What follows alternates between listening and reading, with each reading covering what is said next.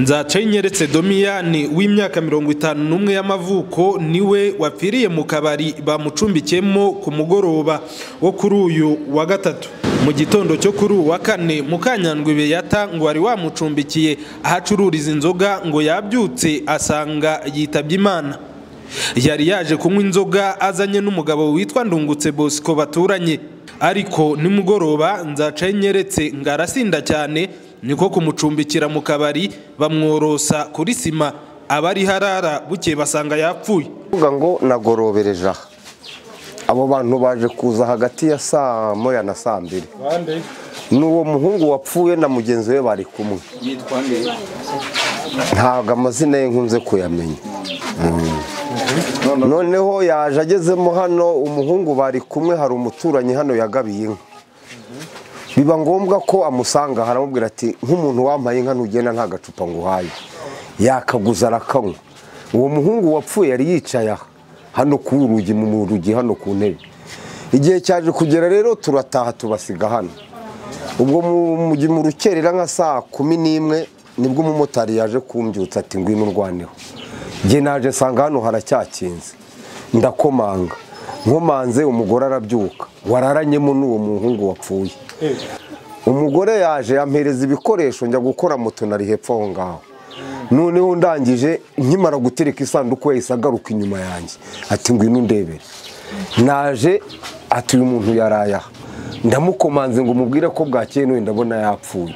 Ati ngwino undebere ko yapfuye. Ubwo naje n'uwo mumotari twari kumwe. Duhagarara hano mu muryango. Ndebye sanga umuntu yapfuye. Yararambaraye kuri sima. Yararyamye kuri sima hepfo ya biriya bitoki biri ureba birunze hari. Yiyoroshe se? Yari bamworoshe.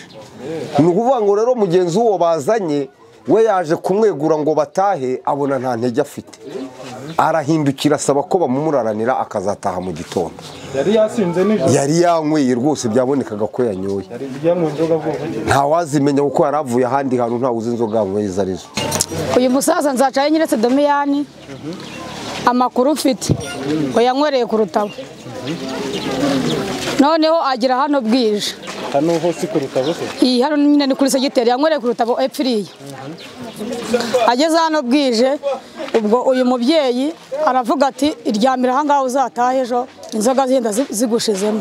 Hano ntabwo yahanywereye? Ntabwo hano yahanywereye. Yahageze yasinze. Ubwo rero bukiye mu gitondo akomanze mu muntu abyuka ataye asanga byarangiye.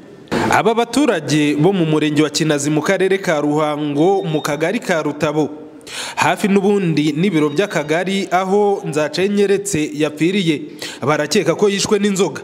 Naje hano ninje kurama umuntu. Umugabo naje musangamo pe. N'uwo mugabo bari kumwe bakunda kunywana witwa Bosiko. Yaramuteruye.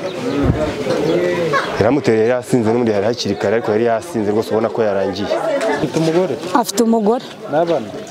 Bangahe? Ntabwo nzi umubare ariko afite umugore. Oya uko biri kose bitewe n'ukuntu yarameze nawe yabonaga icyizere afite nuko yabonaga ko atari bubashe kweguka wenda ngo agire ikintu wenda yakwangiza kintu. Uwo baranyemo amakuru numvise nyine n'uwo mumabuje ukoreramo hano niyo uko niwe yarayemo niwe no mu kazi. Vinadwe Dowan bitunganye inkuru Mukanyandwi Beyata na Ndungutse Bosco ntabwo byigeze bibabona. Urwego rushinzwe ubugenzacyaha RIB rwahise rubata muri yombi, rwatangiye iperereza. Daniel Dushimumuremyi mu karere ka Ruhango.